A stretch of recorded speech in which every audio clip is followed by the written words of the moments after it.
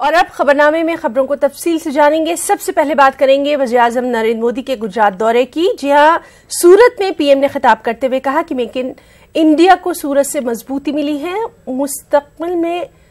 मुस्तकबिल में सूरत मुल्क का सबसे टॉप शहर बनेगा। आज हीरे और कपड़े के साथ साथ अनेक छोटे छोटे उद्योगों से मेक इन इंडिया को यह शहर सशक्त कर रहा है। साथियों, सूरत की स्पिरिट को और मजबूती देने के लिए आज सैकड़ों करोड़ रुपए के प्रोजेक्ट्स का उद्घाटन और शिलान्यास किया गया है।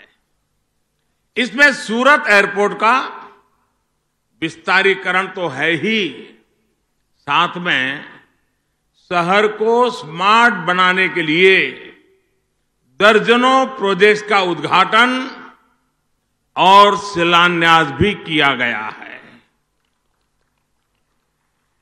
विकास से जुड़े इन सभी प्रोजेक्ट्स के लिए मैं सूरत वासियों को, हमारा हुर्ती भाइयों ने, आप सभी को बहुत बहुत बधाई।